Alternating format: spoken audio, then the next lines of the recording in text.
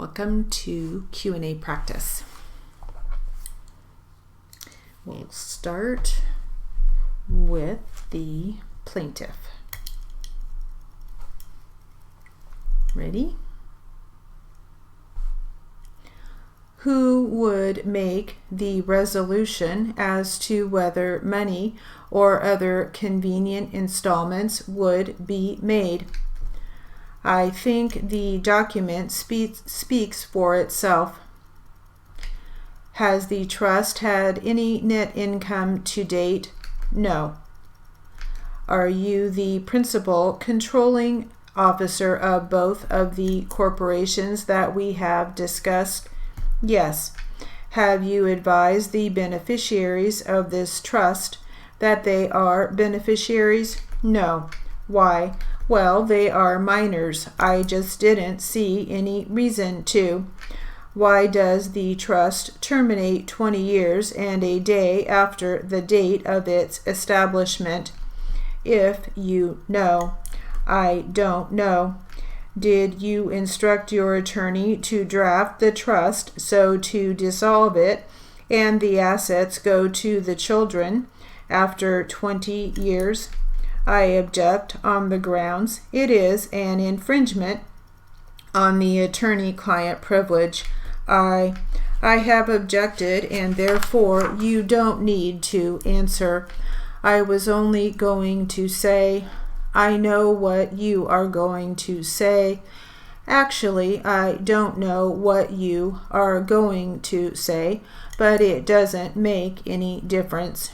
Your answer would be, you don't know why the trust provides for termination and distribution of the assets to your children after about 20 years.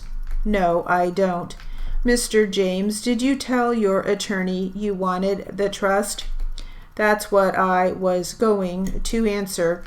Your attorney set up a trust in legalese based on your request. I discussed it with my attorney to set up the trust. Okay. On the last page of this declaration of trust, on Exhibit A to the declaration, it shows 25,000 shares of stock issued to Ramos Beauty World and 30,000 shares of stock to James Pharmacy Inc. Is that all of the stock of those two corporations? You mean all that is issued or all that is issued? My attorney took care of that.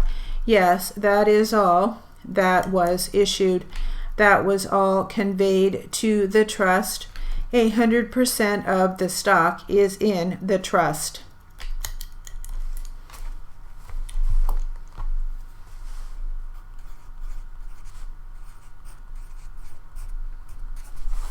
All right, good Q&A or for voice practice. All right, let's get to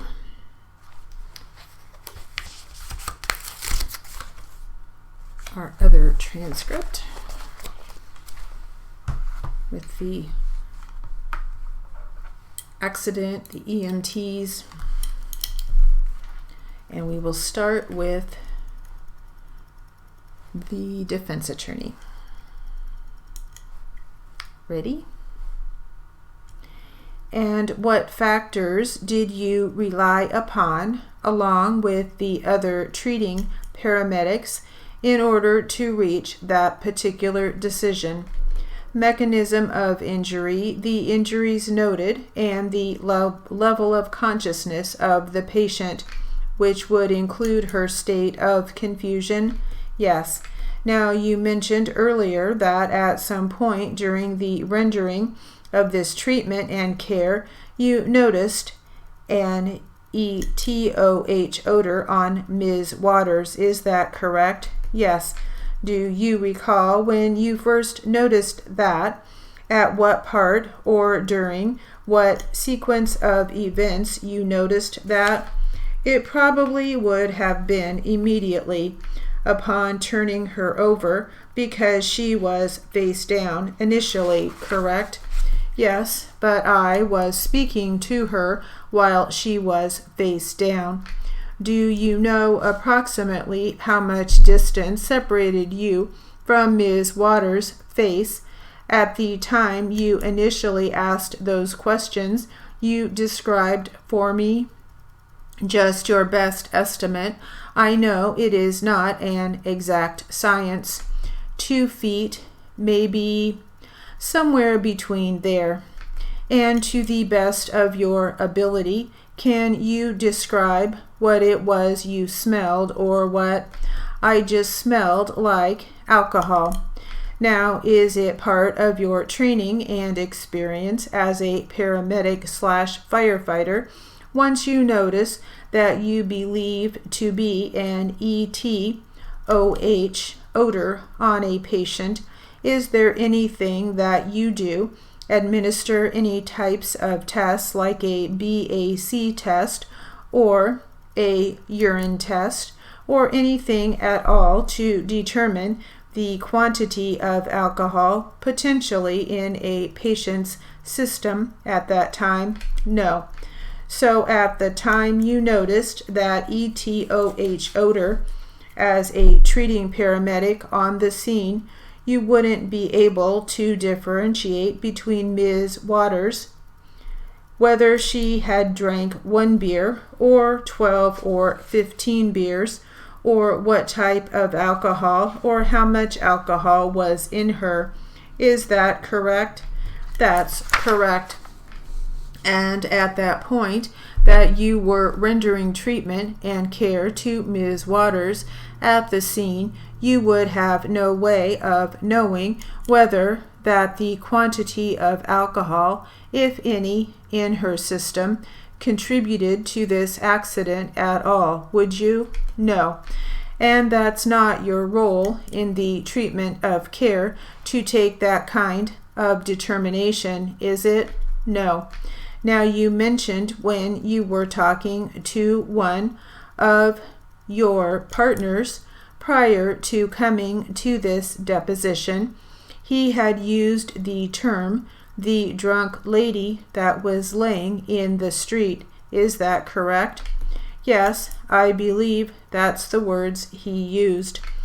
Do you know if he had any information separate and apart from the information that you're providing us with today that allowed him to come to that conclusion that to quantify the amount of alcohol in Ms. Waters' system that evening? He did not. He didn't have any other information that you would have that you're describing for us today, correct? No. Now, you mentioned earlier that you don't recall providing any type of medications or anything to Ms. Waters during your rendering of treatment or care. Is that correct? That's correct.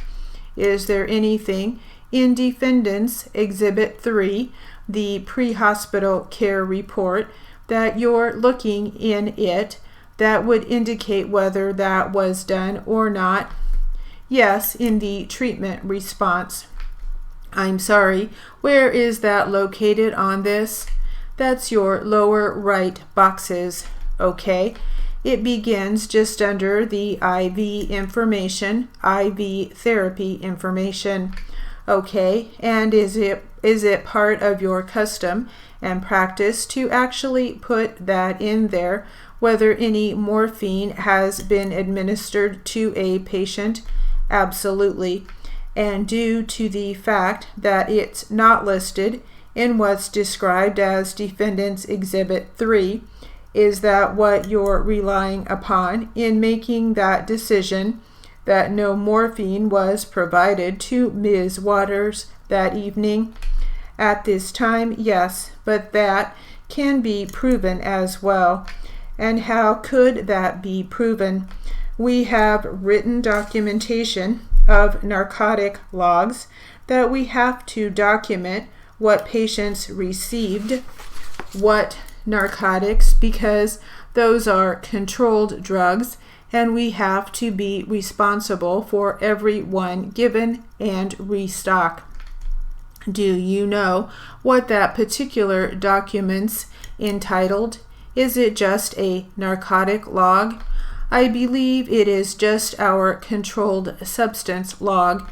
Is it a part of your custom and practice to carry one of those documents with you on a call, such as the one that you received for Ms. Waters? They're located in the paramedic van. Based on your recollection, have you ever seen a narcotic log for Ms. Waters' case? No. Do you know? Let me just interpose, sorry, a late objection. Sure, that it lacks foundation.